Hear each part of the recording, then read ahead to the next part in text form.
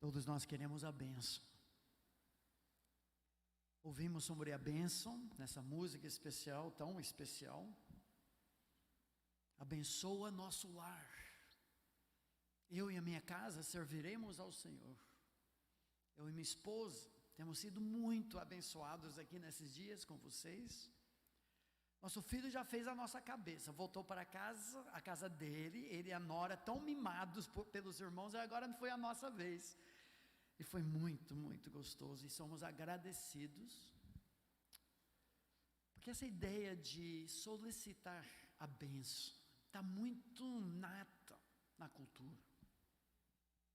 Muitos aqui foram criados e talvez continuem pedindo a bênção. Bênção, pai. Bênção, mãe. Bênção, vô. Bênção, vó. Mas eu tenho uma pergunta. À luz do que ouvimos, temos ouvido, como temos sido abençoados. A pergunta é muito simples. Por que queremos a bênção? Sobre a nossa vida, sobre a nossa família. O que está por trás disso? Por que queremos ser abençoados? As Escrituras têm uma resposta para nós. Poderíamos dizer que muito melhor que pedir a bênção terrestre do nosso pai, da nossa mãe, é receber a bênção do Pai Celeste, que nós invocamos sobre a criança nesta noite, sobre os enfermos, sobre pessoas passando por lutas, dificuldades, mas não para aqui. A ideia de bênção nas Escrituras não é para sermos uma represa de bênção, não é para angariarmos bênção, represarmos bênção, engordarmos com a bênção do Senhor. A bênção nas Escrituras é sempre para repassar,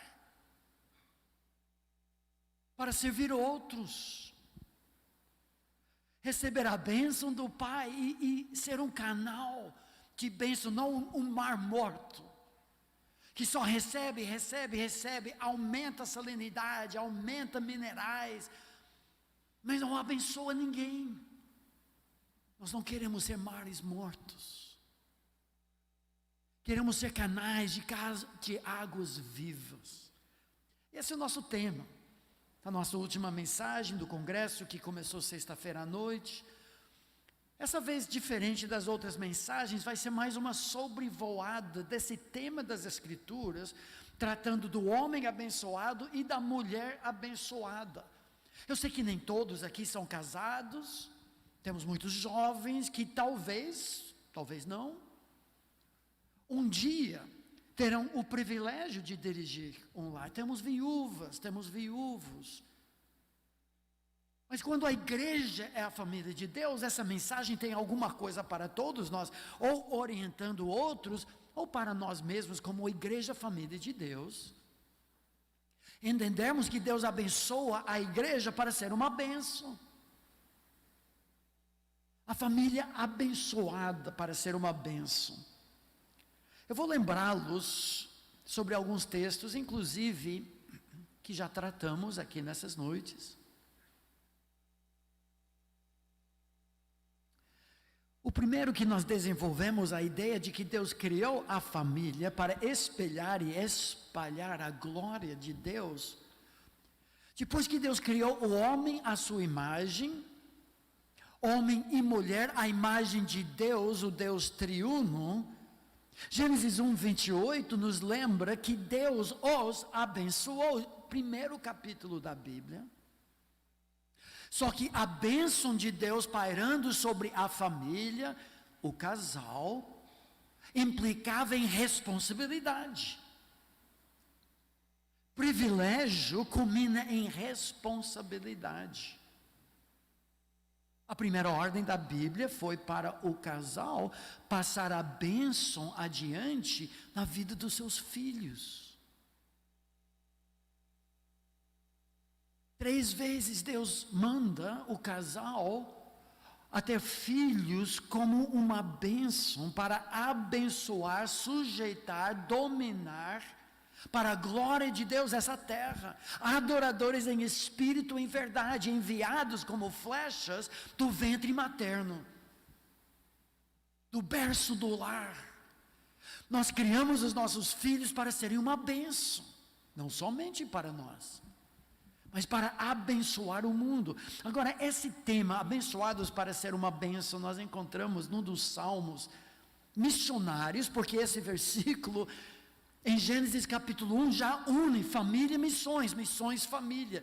Vemos isso também no Salmo 67. Abra sua Bíblia nesse salmo. Tem uma tarefa para a nossa classe nesta noite, como professor de seminário, gosto de dar tarefas bíblicas. Salmo 67. É um salmo de missões, é um salmo de bênção. É um salmo em que o salmista clama pela bênção, bênção Pai. Mas é um salmo que nos lembra que a bênção de Deus que paira sobre nós, e toda a bênção é para ser repassada adiante e até aos confins da terra. Como já fizemos aqui nesta noite, orando por Gramado, orando por plantação de igrejas ao redor do mundo. Olha o que diz Salmo 67. Eu vou dar a tarefa agora. O sanduíche desse salmo, que servirá mais como trampolim, para nós vermos esse tema. O homem abençoado para ser uma bênção em seu lar, na comunidade, no mundo. A mulher abençoada para ser uma bênção no seu lar, na sua comunidade, com seus netos, no mundo. O salmo tem um sanduíche de bênção no início, bênção no final, e no meio, o recheio desse sanduíche é a razão pela bênção. Agora os irmãos vão fazer uma coisa, eu lerei o salmo, eu já tenho uma cola aqui para ajudar, e cada vez que eu chego num texto, numa frase, num termo, que se refere às nações, aos povos, os irmãos vão contar, em voz alta, 1, 2, sempre depois que eu falo, tá bom? Vamos ver quantas vezes a razão da bênção é para abençoar os confins da terra. O texto diz assim: que Deus se compadeça de nós e nos abençoe, e faça resplandecer seu rosto sobre nós, para que se conheçam seu caminho na terra. Muito bom. E sua salvação entre todas as nações. Louvem-te os povos. Ó Deus, louvem-te todos os povos. Alegrem-se e regozijem-se as nações. Pois julgas os povos com equidade, guia as nações sobre a terra. Louvem-te os povos, ó Deus, louvem-te todos os povos. A terra tem produzido o seu fruto. E Deus, nosso Deus, tem nos abençoado. Deus tem nos abençoado. E todos os confins da terra o temerão. Somos abençoados para ser uma bênção. Isso deve nos motivar como crentes em Cristo Jesus. Isso nos dá motivação para levantar na segunda-feira de manhã, enfrentar aquele bendito trânsito do centro, ir para o nosso serviço, enviar nossos filhos para a escola. Nós temos, acima de todos os povos do mundo, uma razão global para viver. A nossa família pode sim, como em Gênesis, mais uma vez, ser um centro de missões e não mais um campo missionário. Isso começa ganhando nossos filhos para uma salvação verdadeira em Cristo Jesus. O discipulado, a disciplina dos nossos filhos, para que seja uma bênção na escola, na vizinhança, no recreio, na igreja. Para que nós, no lugar onde Deus nos plantou, somos vocacionados no nosso serviço, no nosso emprego, onde pastor nenhum chega, nós podemos ser uma bênção.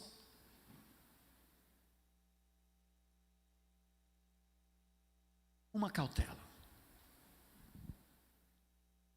um cuidado, um equilíbrio. A família não é um fim, não é o propósito. Seria muito fácil o congresso de família, exaltar a família, falar da família, eu e minha casa serviremos ao Senhor, meu lar, meu legado, meu isso, aquilo, outra coisa. Espera aí, a família é importante. Gênesis capítulo 1 já fala, mas já fala no contexto de missão. Ouvimos essa música linda, Deus abençoa nosso lar, porque eu e a minha casa queremos servir ao Senhor. Não é represa, não é hangar, não é morto. É para canalizar bênção, é para apontar pessoas para Cristo Jesus, é para abençoar o mundo. Cada membro da família é abençoado para ser uma bênção. Essa perspectiva deve nos nortear, não idolatrar a família, não sermos familiólatras, sabendo que para muitos a igreja é a única família evangélica que tem. A igreja precisa ser esse lugar acolhedor para aqueles que não têm mamãe, papai, vovô, vovó, filho, neto crente. Nós somos isso.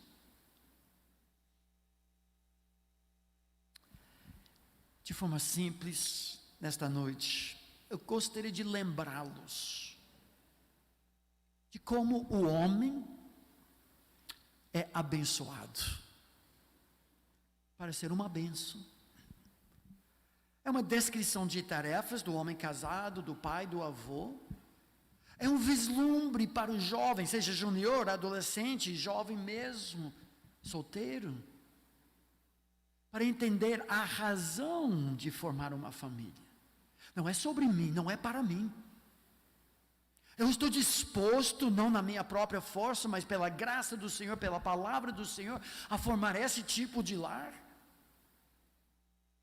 E depois veremos a mulher abençoada para ser uma bênção. São vários textos que dizem isso, mas eu quero recomendar, em primeiro lugar, um dos menos conhecidos, em Deuteronômio 24. As mulheres vão gostar muito dessa primeira parte, porque o homem casado é abençoado para ser uma bênção, abençoando a esposa. Provérbios 18, 22 diz: o que acha uma esposa, acha o bem, e encontrou a benevolência do Senhor, é presentão de Deus. Provérbios 19, 14 diz: a casa e os bens vêm como herança dos pais. Isso é legal, é bacana, enriquece, ajuda a gente, mas do Senhor, a esposa prudente, é presentão de Deus. Como nós vamos tratar esse presente? Esse é o desafio. Deuteronômio 24, 5 dá um conselho muito sábio. Está num contexto triste de divórcio em Israel, mas para evitar isso, versículos 1 a 4, Deus nos dá versículo 5, Ele dá um conselho prático. Escutem, especialmente os jovens não casados ainda. Homem recém-casado, diz a lei, não sairá à guerra, nem se lhe imporá qualquer encargo. A ideia não é que ele fica à toa em casa, vida boa. Ele vai trabalhar na roça, vai construir casas, fazer o trabalho dele, mas coisas a mais, anormais, estas, não. Olha o conselho de sabedoria bíblica: por um ano ficará livre em casa e promoverá felicidade à mulher que tomou. E todas as mulheres digam: é bonito isso, né? Mas por quê? O homem abençoa a esposa, ela largou mamãe, papai, casa, igreja, região, numa sociedade patriarcal, foi morar perto da casa dos pais, perdeu tudo isso. É muito ajuste, é muita dificuldade, mas esse homem vai se dedicar o primeiro ano como preparação para a vida toda, para cumprir sua descrição de tarefas, fazer a esposa dele a mais feliz do mundo. Não precisa nem pensar em divórcio em Israel, quando esse padrão é seguido. Isso estabelece então um padrão que encontramos nas Escrituras, que poderíamos até ousar afirmar. Uma esposa triste é a maior vergonha do seu marido. Homens, essa é a nossa tarefa. Fazer ela a mais feliz do mundo. Não é competição. Há exceções, claro. Tem momentos do mês, tem depressão pós-parto, tem desequilíbrios hormonais.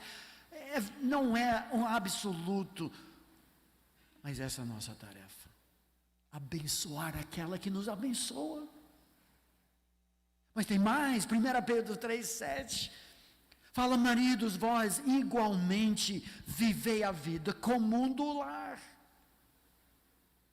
No Império Romano isso era muito esquisito. A ideia do homem ser participante da sua família. O modelo europeu de marido, pai que põe pão na mesa, esse é o dever dele. O resto é problema teu, mulher. Não é um modelo bíblico. Ele se faz presente, ele pastoreia a família ao ponto de saber quais as necessidades de cada um. Ele é o supervisor da sua família, o episcopos da sua família. Mas faça isso com discernimento. O conhecimento é dever dele. Conhecer a esposa, tratá-la com consideração ou literalmente honra, para que a mulher, parte mais frágil, ele diz, tratai-a com dignidade. E a razão? Vocês são co-herdeiros da mesma graça de Deus. E se você não tratar bem a princesa, o imperador não quer nem ouvir a tua voz, para que não se interrompam as vossas orações. O que o apóstolo Pedro está dizendo: se você tratar mal a filha do rei, não chegue pedindo esmola do rei. Se um dos meus genros pedir um empréstimo, 10 mil reais, pode ser 10 reais, é mais provável ter 10 do que 10 mil, mas eu sei que lá em casa ele trata a minha filha princesa com desdém. Ele não levanta um dedinho para ajudar com as suas 5 filhos. Ele nunca trocou fralda, nunca lavou louça, nunca pediu se ele poderia ajudar em alguma coisa. Ele, inclusive, é muito áspero na maneira de falar, muito ingrato. Nem pense em pedir coisa do sogro. E Deus fala assim para o homem: abençoar a esposa. Mas tem mais. O homem abençoa a esposa quando ele a dignifica, quando ele a louva. Olha o que diz o final do texto da poesia da mulher virtuosa e a honra que lhe é devida. Diz o texto: levantam-se seus filhos, os filhos dessa mulher digna, que é a herança do Senhor, eles chamam de tosa abençoada. Seu marido a louva, dizendo: muitas mulheres procedem virtuosamente, mas tu a todas sobrepujas. Enganosa é a graça e vã a formosura, mas a mulher que teme ao Senhor, essa será louvada. Dá-lhe o fruto das suas mãos, e de público a louvarão as suas obras. O marido é o primeiro a se levantar, do jeito que ela gosta. Minha esposa não gosta de correio elegante, declamações de poesias e tudo isso. Senão eu faria tudo isso, eu cantaria para ela fazer, mas ela não gosta disso. Mas eu escrevo poesias para ela. Nosso quarto tinha uma parede inteira só das minhas poesias. Ela tirou tudo, mas ela não achou que foi muito elegante, legal, mas tudo bem. Ele a louva, ele deixa um exemplo para seus próprios filhos, a maneira como ele fala para Odá, mãe deles. Ele prepara um porto seguro para o futuro casamento do filho, pela maneira como ele se refere à mãe deles. Homens, como você ama a sua esposa. É a coisa mais importante que você faz como homem. É a tarefa número 1. O primeiro ministério de Adão. Proteger, pastorear, é isso que diz Efésios capítulo 5, texto clássico. Maridos, amai vossas mulheres, como também Cristo amou a igreja. Só isso. Não como Adão, como vimos hoje de manhã, para salvar a pele dele, expôs a sua mulher uma morte fulminante, diante de um Deus 3 vezes santo, mas sim como Jesus, inocente, ele tomou sobre si a nossa culpa. Certa vez um missionário, diante desse texto, comentou para mim: Davi, à luz desse texto, eu descobri que eu devo sempre ser o primeiro a admitir a minha falta, a minha falha, o meu pecado, e pedir perdão, não desculpas, perdão da minha esposa. Mas sabe o que nós homens fazemos? Nós temos 5% de razão, se muito, e vamos defender a nossa posição até o final. Ela tem 95% de razão, mas eu vou defender esse morrinho até o final. Jesus tinha 100% de razão e se entregou pela igreja.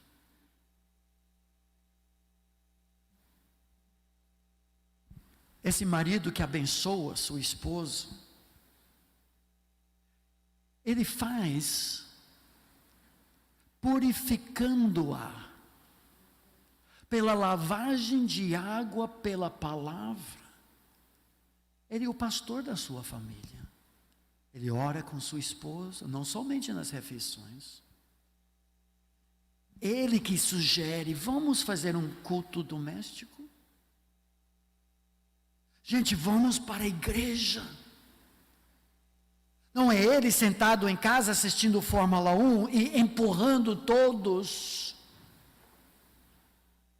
Ele purifica a sua família, ele defende, ele pastoreia, ele protege, para apresentar a si mesmo igreja gloriosa, sem mácula. Ele usa termos que as mulheres talvez se identifiquem: sem mácula, sem ruga, nem coisa semelhante. Ou seja, ele trata a esposa com o que eu chamo de botox espiritual, para tirar as rugas que o pecado pode criar, para ser santo e sem defeito. Assim também os maridos devem amar as suas mulheres como a seus próprios corpos. Quem ama a sua esposa faz bem a si mesmo.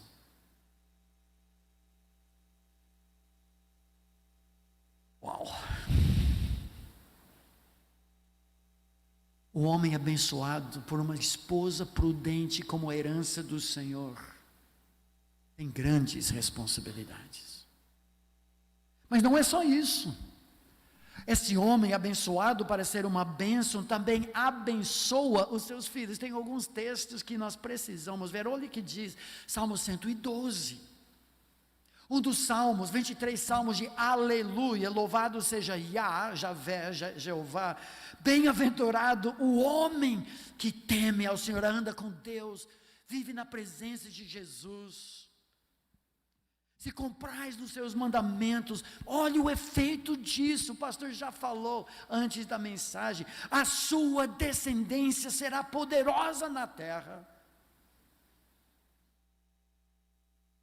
Será abençoada a geração dos justos. A sua vida piedosa é uma bênção que cria um porto seguro para os seus filhos, um legado. Provérbios 14, 26, um texto fantástico também.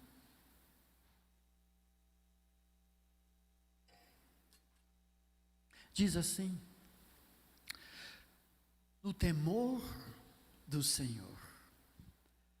Uma frase-chave em Provérbios, um conceito bipolar, não esquizofrênico, mas de 2 polos de grandeza, majestade. Um Deus totalmente transcendente, outro criador do universo. E o outro polo de intimidade, carinho, amor, pelos méritos de Jesus, eu posso penetrar, entrar no Santo dos Santos pelo véu e pular no colo do meu papai. Quem vive numa santa tensão de santidade, majestade, grandeza, carinho, amor, intimidade, esse é o temor do Senhor. É a maneira como nossos filhos devem se relacionar ao Pai. É como o Pai deve ser para os seus filhos, mesmo pais imperfeitos como somos. Mas o texto diz: no temor do Senhor tem o homem forte amparo, e isso é refúgio para os seus filhos. A integridade, a ética, a sinceridade, como vimos com os pais agora faz pouco tempo, a vida de Jó. Homem reto, íntegro, temente a Deus, e se desviava do mal, no entretenimento, nas palavras usadas, na maneira de se referir a outras pessoas. E esse homem cria um refúgio para os seus filhos. Efésios diz a mesma coisa. Vocês pais, o termo é masculino no texto, não provoquem seus filhos a ira, ou seja, em Efésios, não crie situações favoráveis para o seu filho pecar, pelo exemplo, pela falta de ensino, pela ausência, mas crie-nos na disciplina e na admoestação do Senhor. Mas tem mais. Salmo 128, seria bom você abrir suas Bíblias e olhar para esse Salmo. O homem abençoado não é uma represa, não é um mar morto. Esse homem abençoa sua esposa, levanta-se e a chama ditosa. Ele abençoa seus filhos, nós veremos mais também quando tratamos da mãe, da esposa. Mas o impacto dele é global, é universal, são círculos concêntricos de bênção, porque ele teme ao Senhor, ele abençoa a comunidade, abençoa o mundo. Olha o que diz Salmo 128, bem-aventurado todo aquele que teme o Senhor e anda em seus caminhos. Já vimos isso. Pois comerás do trabalho das tuas mãos, serás feliz e tudo te irá bem. Mas olha os círculos de bênção. Em tua casa, sua esposa será como a videira frutífera. Teus filhos como brotos de oliveira ao redor da tua mesa. A oliveira é uma árvore de longevidade e resistência, que produz frutos por décadas ou séculos. Assim será abençoado o homem que teme o Senhor te abençoe de Sião, Jerusalém, para que vejas a prosperidade de Jerusalém, a cidade, todos os dias da tua vida, vejas os filhos de teus filhos, os netos agora, a paz esteja sobre Israel. Se nós olharmos bem para o texto, o homem abençoado, abençoa a esposa, os filhos, os netos, a cidade, o país e, por que não dizer, os confins da terra.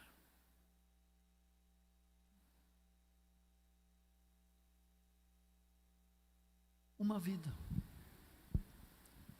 Um homem piedoso, simples, humilde, que recebe graça sobre graça, porque ele não é orgulhoso, e Deus ama jorrar graça sobre os humildes. Talvez não tenha muito ensino, muita instrução, mas ele é convicto do que ele sabe. Jesus é o seu Senhor, a palavra de Deus é final. Ele abençoa. Homem, você promove a alegria da sua esposa? Você se sacrifica pelo bem dela? Ou é sempre você pedindo para ela fazer os sacrifícios em casa? Você é um protetor da sua família. O que nos falta hoje são homens de verdade. Nossos jovens estão se transformando em efeminados, me desculpa dizer, mas a lavagem cerebral de unissex, de ideologia de gênero, está transformando nossos meninos em meninas, pedindo para elas protegerem a vida deles, em muitos aspectos. Você pastoreia sua esposa e seus filhos, e jovem, você sabia que essa é a sua descrição de tarefas?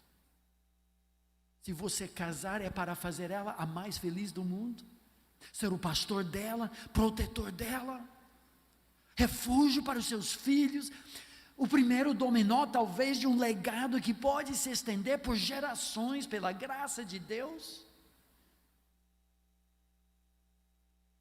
Que bênção, Pai.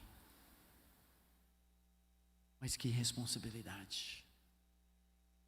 Só por Jesus. Que pode transformar nós homens no Adão que Adão nunca foi. Mas tem mais. A mulher.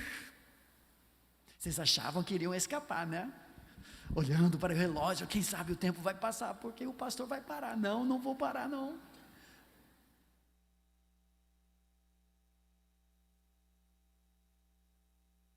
A mulher também é abençoada, para ser uma bênção. Olha como as escrituras descrevem a mulher abençoada. A mulher virtuosa é a coroa, a marca de glória do seu marido. Eu não gosto de viajar sozinho. Agora com o ninho vazio, só tem 2 passarinhos, eu e a minha velha. Avó dos meus netos, eu velho, nós 2 juntos. Quase dancei, pastor. Eu não gosto de viajar sozinho, porque quando as pessoas olham para mim, como esse cara conseguiu aquela mulher? E quando ela abre a boca, e só sai sabedoria em gotas de mel. Melhorou, né? Ela é sinal da glória para o marido dela. A mulher sábia edifica a sua casa, mas você conhece algumas mulheres insensatas que parecem determinadas com as próprias mãos para detonar o seu lar. O que acha uma esposa, acha o bem, alcançou o favor do Senhor. A casa e os bens vêm como herança dos pais, mas do Senhor, a herança que Ele dá para seus filhos prediletos é uma esposa prudente, sábia. Seria interessante agora voltar para Provérbios 31. Eu quero que você veja, eu vou projetando porque eu estou pulando de muitos textos, mas essa aqui seria interessante você acompanhar. É a poesia da mulher virtuosa. De fato é o grande finale do livro de Provérbios, que não só fala da mulher, é uma personificação da Senhora sabedoria que todos devem almejar, e essa mulher personifica todas as principais qualidades de caráter da pessoa sábia. Escolheu a mulher porque a palavra sabedoria no hebraico é feminino, e escolheu a mulher porque a mulher faz malabarismos no seu dia, que nós como homens temos dificuldade de fazer 2 coisas, andar numa linha reta e ler um livro ao mesmo tempo. Mas também descreve essa mulher sábia.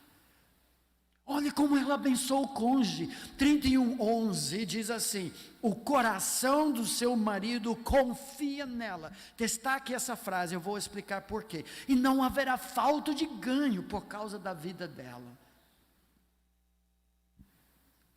Você sabia que esse é o único texto em toda a palavra de Deus em que confiar numa outra pessoa, em outro ser humano, é recomendado?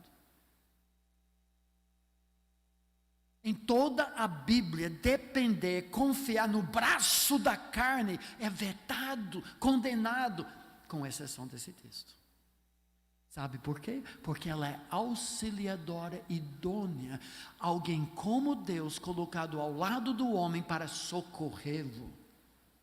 Ela lhe faz bem e não mal todos os dias da sua vida. Ela acorda pensando: como eu posso abençoar meu homem? Como eu posso ser motivo de alegria na vida dele? Ele acorda pensando: como eu posso fazer a minha esposa mais feliz do mundo? E ela, por sua vez, como eu posso ser uma bênção? Versículo 23 diz isso: seu marido é estimado entre os juízes, anciãos, quando se assenta com eles na terra. Em Israel era assim. Os casos foram julgados na entrada da cidade, 10 presbíteros, anciãos, aqueles que tinham uma mulher tão digna, tão virtuosa, que podia cuidar das coisas, dos negócios e tudo mais, para ele ter um ministério maior.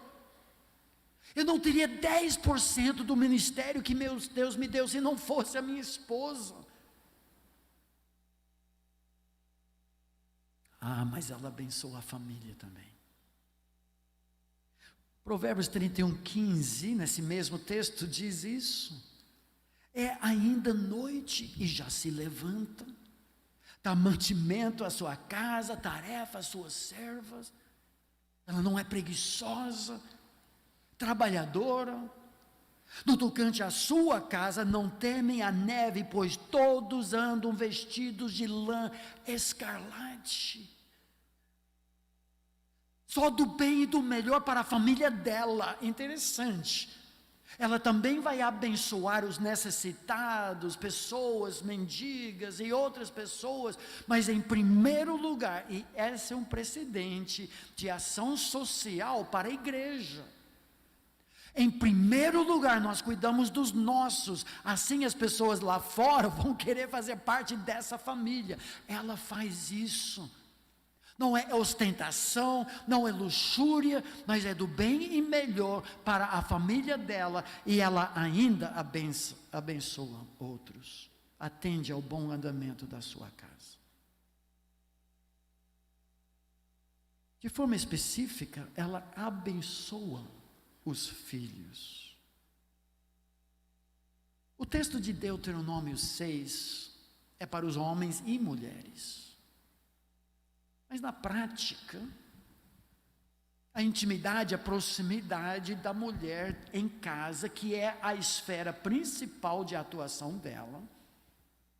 Tito 2 deixa muito claro que Deus vai exigir das mulheres, das mais velhas, para ensinar as mais jovens, é que saibam amar o seu marido, cuidar dele, amar os seus filhos, cuidar deles, cuidar da sua casa, o resto é resto. Se conseguir fazer mais coisa, malabarismo, carreira, ministério, tudo mais, desde que as suas 3 esferas de prioridade são atendidas, ótimo.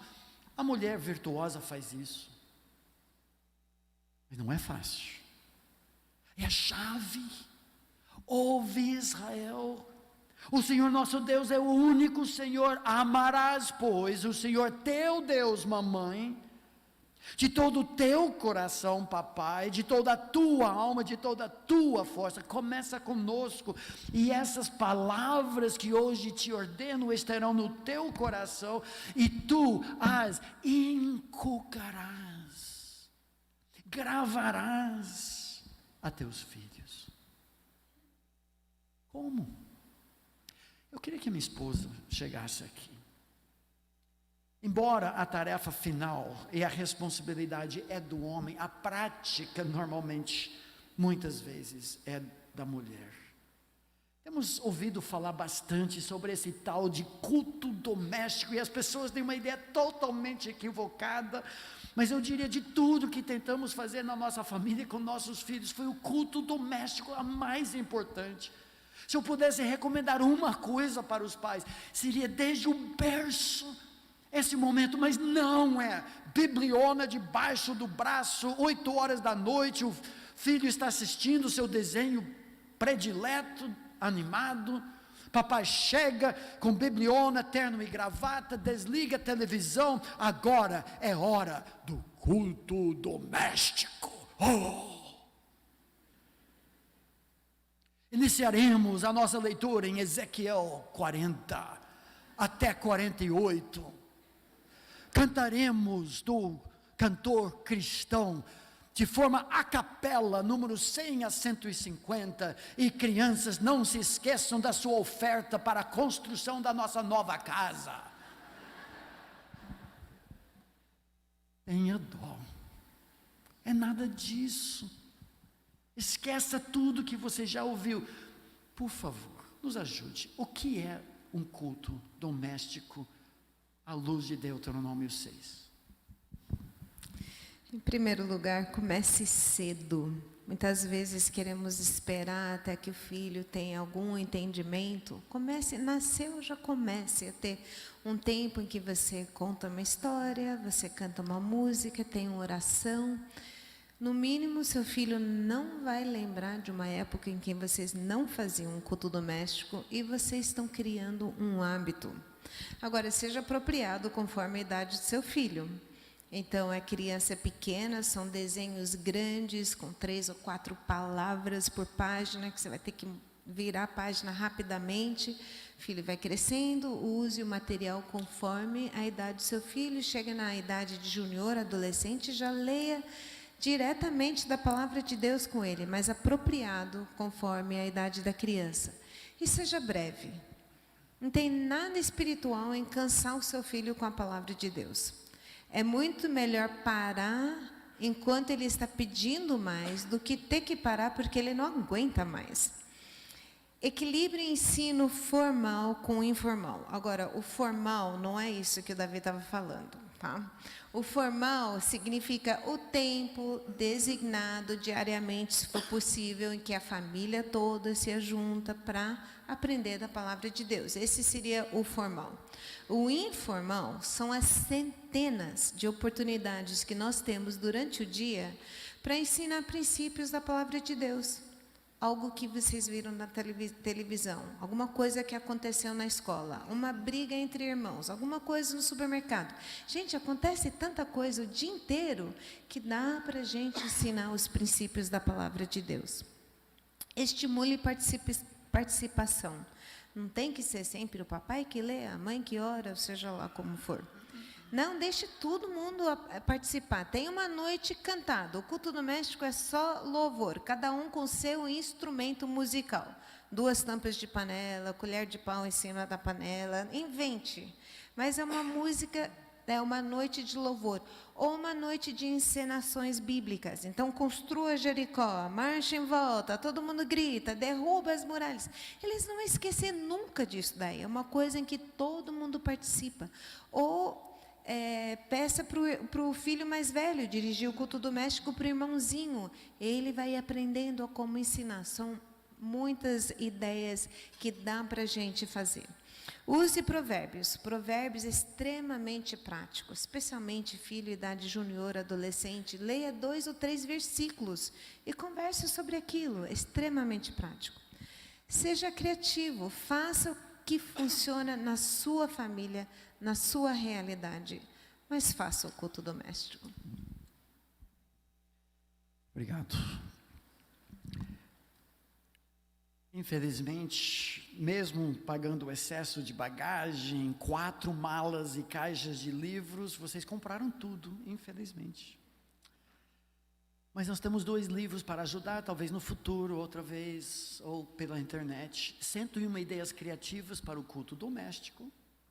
E o Mapa do Tesouro, que é um livro de devocionais em provérbios. Muitos de vocês, na primeira noite, já queriam pegar a nossa grande obra da nossa vida, o comentário bíblico, sobre todos os textos da família. Em 6 minutos, vocês compraram todos. Mas o pessoal da Palavra da Vida está providenciando mais 20. Talvez daqui a 2 semanas, no mesmo desconto de 30%, haverá esse livro, talvez alguns outros aqui. Tá bom? Só um aviso que eu esqueci de dar antes. Nós vamos terminar com mais uma benção. Eu não me lembro de ter ouvido na minha vida uma mensagem sobre avós e netos. Mas a Bíblia fala sobre isso também. E vamos encerrar, o tempo está esgotando, mas só deixa eu mostrar alguns versículos.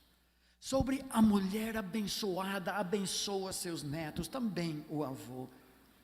Salmo 128, que nós já vimos, diz: o Senhor te abençoe desde Sião, para que vejas a prosperidade de Jerusalém.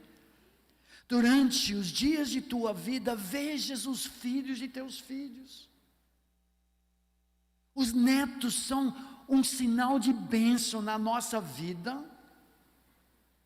pelo fato de que, você casou-se. Olhando para alguns aqui, isso já foi um milagre. Você também teve filhos, seus filhos casaram-se e tiveram filhos.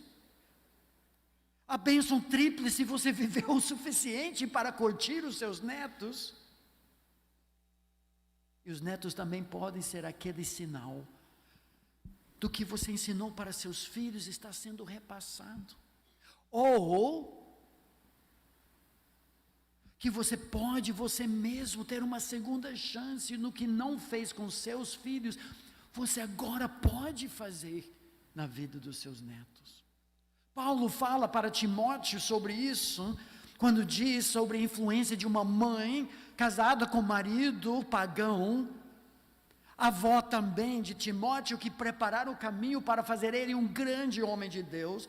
Paulo diz: pela recordação que eu guardo de tua fé sem fingimento, Timóteo, a mesma que primeiramente habitou em tua avó Loide, em tua mãe Eunice, e estou também certo de que está em ti. Mais tarde ele fala para o jovem Timóteo também: tu, porém, permanece naquilo que aprendeste e de que foste inteirado, sabendo de quem o aprendeste. Eu sempre pensei: está falando do apóstolo Paulo, pai na fé. Não, que desde a infância sabes as sagradas letras que podem tornar-te sábio para a salvação pela fé em Cristo Jesus. A influência de uma mãe piedosa e uma avó fazendo toda a diferença. Provérbios 17:6 é o nosso último texto. Eu queria que a minha esposa voltasse para compartilhar mais uma ideia prática e nós terminamos. Provérbios 17:6 diz: coroa dos velhos são os filhos dos filhos, sinal da glória.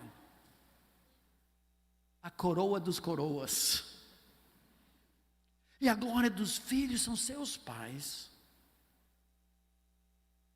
Muitos anos atrás, a minha sogra, que Deus a abençoe ricamente, começou uma prática chamada o dia da vovó. E eu queria terminar de forma prática, mostrando como a mulher abençoada pode ser de forma prática uma bênção na vida dos seus netos, como a minha esposa herdou e continua fazendo com nossos netos. Pode explicar o que é isso e nós vamos terminar. O que acontece, uma tarde por semana, os netos que moram perto e já têm idade suficiente, quer dizer, não são bebês mais, eles vêm, almoçam em casa e passam a tarde toda em casa comigo. E o Davi, no finzinho da tarde, chega e joga beisebol, futebol, seja lá o que for, inventa umas coisas com eles. Mas é um tempo muito gostoso. É bom para minha filha e para minha nora, porque elas têm uma tarde, que elas conseguem fazer alguma coisa sem mil interrupções. É bom para mim, porque eu tenho essa oportunidade para investir nos meus netos, e é bom para os netos, que os primos estão juntos e eles têm esse tempo. Então, nós temos um tempo de compartilhar, de orar, eu leio livros com eles, eu levo para o parque ou para a piscina, ou a gente faz projetos, a gente brinca. Tem mil coisas que dá para fazer com as crianças, mas estamos investindo na vida deles, contando histórias. Eles mais amam de ouvir histórias de quando o papai dele aprontou, quando a mamãe fez aquilo. É uma coisa muito gostosa que podemos investir na vida deles.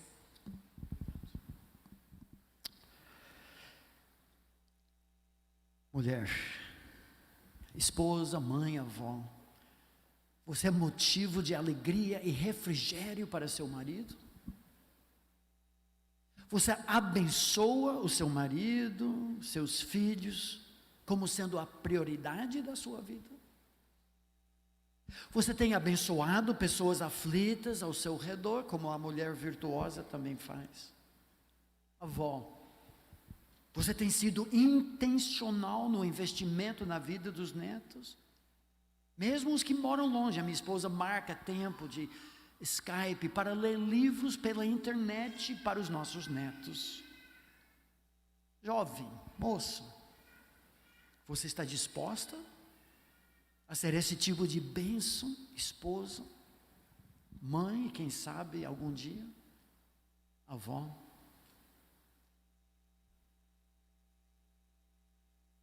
Bênção, pai. Bênção, mãe. A família abençoada para ser uma bênção. Que Deus os abençoe.